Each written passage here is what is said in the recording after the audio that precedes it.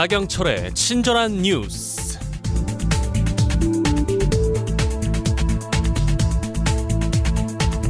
지난 6월 헌법재판소의 판결에 많은 이들의 관심이 쏠렸습니다.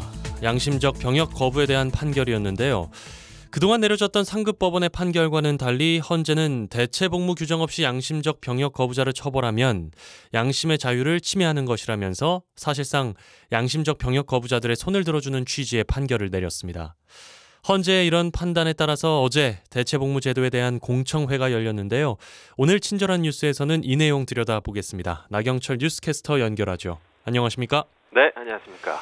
예, 일단 어제 공청회 얘기를 하기 전에 지난 6월에 있었던 헌재 판결에 대해서 다시 한번 짚어봐야 될 것 같습니다. 네네. 두 가지 판결이 있었어요. 예. 사실 조금은 혼동이 될 수도 있는 부분이 있어서 보도를 네네. 봐도 잘 모르겠다 싶으실 것 같거든요. 맞습니다. 저도 사실 이 판결을 보고 처음에 좀 혼동이 있었는데요. 예. 말씀하신 대로 두 가지 판결이 내려졌었습니다. 먼저 병역 거부자를 처벌하도록 한 병역법 88조 1항 이 항목은 합헌으로 판단을 했고요. 그러니까 병역을 거부하게 되면 처벌해도 된다라는 그런 판단을 내린 거죠. 예. 그래서 이 부분 때문에 그럼 양심적 병역 거부자들에 대한 처벌도 인정한 거 아니냐라고 이렇게 생각하실 수도 있는데요. 그렇죠.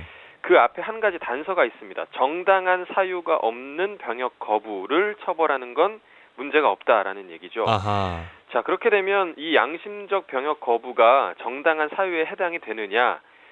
그 문제가 발생을 하잖아요. 예. 그 문제에 대해서 헌재가 명확하게 밝히진 않았지만 다른 그 판결, 병역법 제5조의 내용을 헌법 불합치 판단을 내리면서 양심적 병역 거부자에 대해서 손을 들어둔 취지다라는 그런 이야기가 나오고 있습니다. 예. 이 그 방금 말씀드린 병역법 5조가 규정한 그 병역의 유형이 모두 군사훈련을 포함하고 있는 상황에서 대체복무 규정 없이 양심적 병역 거부자를 처벌을 한다면 이것이 양심의 자유를 침해하는 거다라는 그런 판단을 내리게 된 거죠. 예. 그래서 좀 짧게 정리해드리자면 병역 거부자에 대한 처벌 조항은 합헌이고 예. 하지만 현행 병역법 체계가 양심의 자유를 침해한다라는 판단을 내리면서 이 양심적 병역 거부자들에 대한 대체복무의 길이 열리게 된 겁니다. 자, 이 양심적 병역 거부에 대한 개념에 대해서도 조금 알아봐야 될 것 같은데요. 네. 많은 분들이 어떤 이유로 병역을 거부하고 있는 겁니까? 네, 그 뭐 박상원 아나운서도 그렇고 저도 그렇고 군대에 다 다녀와서 알겠지만 예. 우리가 군대에 가게 되면 군사 훈련을 하게 되잖아요. 그렇죠. 그 나라를 지키기 위한 군사 훈련을 받게 되는데 양심적 병역 거부자들은 이 훈련들이 곧 이 살상과 전쟁을 위한 훈련이다라고 생각을 하고 인류의 평화적 공존을 위해서 우리는 이런 훈련을 받을 수 없다라는 그런 생각으로 그런 신념으로 병역을 거부하게 된 거죠. 예. 그런데 우리나라에서 특히 이제 이게 문제가 됐던 것이 우리나라 기독교계에서 이른바 이단으로 여기고 있는 여호와의 증인이라는 종교의 교인들이 이 양심적 병역 거부자 대부분을 차지하고 있거든요. 예. 그래서 이 특정 종교 혹은 종교의 교리를 보호하기 위한 거 아니냐라는 그런 비판이 좀 끊이지 않았습니다. 이게 사실 뭐 어제 오늘 일이 아니고요. 우리나라에서 병역 의무가 주어진 때부터 이 양심적 병역 거부라는 건 있었고요. 네. 1960년대 군사정권 이후에 국방력 강화 취지로 이 양심적 병역 거부자에 대한 처벌이 강화가 됐었습니다. 네. 이 통계를 보자면 1950년대 이후에 양심적 병역 거부로 교도소에 수용된 인원이 약 2만 명이 넘는 것으로 집계되고 있습니다. 예, 현재도 양심적 병역 거부자들은 교도소에 수감돼 있는 거죠? 네, 맞습니다. 최근까지도 그 양심적 병역 거부자들에 대해서 거의 대부분이 유죄가 선고가 됐었기 때문에 이들이 군대에 가는 대신에 결국 교도소에 가게 됐다라는 그런 개념이 됐다고 보면 됩니다. 예. 이 병무청 통계가 있는데요. 2013년부터 올해 5월 말까지 이병 그리고 집총 거부자, 그러니까 총을 드는 걸 거부한 사람을 얘기하는 거죠. 예. 그래서 이 거부자들은 2,756명이고요. 이 가운데 2,756명이고 이 가운데 1,776명이 현재 교도소에 있습니다. 징역을 살고 있고요. 4명이 집행유예 그리고 나머지 966명이 지금 재판이 아직 진행 중인 것으로 집계가 되고 있습니다. 사실 예상했던 것보다 조금 많은 숫자인데요. 네, 그렇죠. 이분들은 다 전과자가 되는 거네요, 그럼? 예, 그렇습니다. 교도소에 다녀왔으니까 당연히 전과자가 되고요. 예. 그래서 이 교도소에 다녀온 이후의 삶에 또 문제가 생기는 경우도 많은 것 같습니다. 그렇겠네요. 예, 아무래도 전과자라는 낙인이 찍히다 보니까 취업 문제도 문제가 생기고요. 또 여러 가지 뭐 사회생활에 문제가 생길 수밖에 없겠죠. 예. 네. 그런데 이제 최근 들어서 양심적 병역 거부자들에 대한 판결 양상이 조금 달라지고 있어요. 네, 많이 달라졌습니다. 일단은 꽤 오래전인데요. 지난 2004년 5월에 이 서울 남부지법 사법부에서 최초로 양심적 병역 거부자에게 무죄를 선고한 사례가 최초로 나오게 됩니다. 물론 이 판결이 대법원에 올라가서는 유죄가 선고되긴 했지만 이 이후에 드문드문 이제 무죄 선고 사례가 계속 나오다가 2년 전이죠. 2016년부터 이 하급심에서 이들에 대한 무죄 판결이 급증하게 됩니다. 그래서 2018년 3월, 그러니까 올해 3월까지 무려 100건이 넘는 무죄 판결이 이제 차곡차곡 쌓이게 됐습니다. 사실 이 하급심에서 이런 판결이 계속 나오게 되면 대법원이나 헌재와 같은 상급기관에서 이 판결에 대해서 부담을 느낄 수밖에 없거든요.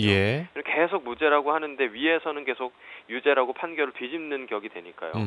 그래서 어쩌면 지난 6월에 나온 헌재 판단이 이런 그 하급심의 지속적인 무죄 판결에 대한 결과물이 아닐까 좀 그렇게 생각이 되기도 합니다. 그렇습니다. 자, 그렇다면 헌재가 지난 6월에 양심적 병역 거부자들에 대해서 완벽하게 뭐 손을 들어준 건 아니지만 결국에는 대체 복무제를 마련해라 이렇게 요구한 거라고 볼 수가 있는 거고 그런 차원에서 어제 공청회가 열렸는데 어제 공청회에 말이 많았다면서요? 네, 그렇습니다. 그 헌재 이러한 판단 이후에 대체복무제 실무 추진단이 이제 꾸려지게 되는데요. 그래서 국방부, 병무청, 또 법무부 관계자들이 모여서 대체복무제를 어떻게 만들어야 지금 현역 생활을 하고 있는 사람들과의 형평성 문제가 생기지 않을까. 또 어떻게 만들어야 대체복무제가 양심적 병역 거부자들에게 징벌적인 성격을 띠지 않을까. 뭐 이러한 점들을 계속해서 좀 고민을 하게 된 겁니다. 양심적 병역 거부할 때 그 양심이라는 표현 자체를 두고 어제 말이 좀 많았던 걸로 알고 있는데요. 맞습니다. 이 대체복무제가 완전히 새로운 개념은 아니죠? 네, 이 대체복무제라는 표현 자체는 이미 사용되고 있는 표현입니다. 군대 가는 형태가 좀 여러 가지가 있잖아요. 일반적인 군생활 말고 보충역 판정을 받은 분들이 군생활 하게 되는 그 사회복무요원 아니면 뭐 산업기능요원, 공중보건의, 공익법무관 등등 뭐 이러한 형태로 군생활을 대체하는 분들도 다 대체복무제 개념 안에 있다고 보시면 됩니다. 다만 말씀하신 것처럼 이번에 논의가 되고 있는 대체복무제는 양심적 병역 거부자들에 대한 대체복무제라고 생각하시면 됩니다. 그렇군요. 자, 그럼 어떤 부분이 대체복무제의 쟁점이 되고 있는지를 좀 짚어봐야 될 것 같은데요. 일단 군사훈련을 거부하는 사람들에게 어떤 일을 시킬 것이냐 이 부분이죠? 네, 이 부분은 뭐 공청회에서도 그렇고 어느 정도 좀 정리가 된 부분입니다. 양심적 병역 거부자 대체 복무 기관으로 소방서 그리고 교도소가 아주 유력한 기관으로 검토되고 있는데요. 그 이유는 소방방재청이 이 소방 인력이 부족하다라는 걸 이유로 대체 복무 인력의 소방서 배치에 지금 공감을 하고 있는 상황이고요. 또 마찬가지로 인력난이 심한 교정기관 측에서도 대체복무 인력의 교도소 배치를 적극적으로 좀 희망하고 있는 것으로 전해지고 있습니다. 다른 대체복무자들은 출퇴근하는 경우가 많은데 이분들은 어떻게 됩니까? 일단은 출퇴근 형식은 아니고요. 합숙 근무를 하자라는 형태로 일단 추진이 되고 있습니다. 아무래도 뭐 현역 군 생활하는 장병들과의 형평성을 좀 고려한 부분이 아닐까 그렇게 생각이 되는데요. 그리고 소방서와 교도소가 합숙 근무가 가능한 기관이다라는 점도 좀 크게 작용한 것 같습니다. 소방서 같은 경우는 현재 의무 소방대원이 쓰고 있는 합숙 시설을 활용하면 되고요. 또 교도소도 과거에 경비 교도대가 쓰던 합숙 시설을 재사용할 수 있다고 합니다. 자, 또 하나 쟁점이 되고 있는 게 복무 기간 문제입니다. 이게 참 민감해요. 이게 형평성 문제와 직결돼 있기 때문에 어떻게 논의가 나오고 있습니까? 복무 기간에 대해서는 아직도 좀 논의 중에 있습니다. 결정되지 않았는데요. 크게 두 가지 안을 두고 논의가 진행 중입니다. 지금 현행 육군 병사들의 복무 기간이 21개월이거든요. 근데 2021년 3년 후까지 18개월로 단축하자라는 그런 계획이 있습니다. 그래서 이 18개월을 기준으로 1.5배, 그러니까 27개월로 할 것이냐, 아니면 18개월의 2배가 되는 36개월 이상으로 할 것이냐, 이 두 가지 안이 좀 첨예하게 대립하고 있는 상황입니다. 각각 안의 이유가 다를 것 같은데요. 어떻습니까? 일단 뭐 27개월, 그러니까 1.5배를 주장하는 쪽은요. 국제 인권 기준 그리고 또 해외 사례를 근거로 들고 있습니다. 국가인권위원회 측에서 좀 강력하게 주장하는 안인데요. 예. 국제적으로 뭐 정확한 규범이 없긴 하지만 2008년에 유럽 평의회에서 이 대체복무제는 군복무의 1.5배를 초과해서는 안 된다라고 권고를 한 바가 있고요. 예. 대체복무제를 지금 현재 시행하고 있는 독일 같은 경우에는 군 복무 기간과 대체복무 기간이 동일하고요. 그리고 대만은 지금 중국과의 그런 군사 문제가 있죠. 예. 대만 같은 경우는 1.5배부터 시작을 해서 점점 줄여 나가서 현재 군 복무 기간과 동일하게 변경이 됐다라는 점이 그 근거로 작용하고 있습니다. 예. 결국 이 2배 이상 복무하게 되는 건 징벌적인 성격을 띠고 또 인권 침해 요소가 있다라고 주장을 하고 있는 거죠. 예, 이런 주장이 설득력이 좀 있게 들리는데 네. 사실 군대 갔다 오신 분들 혹은 군대를 갈 예정인 남자분들은 네.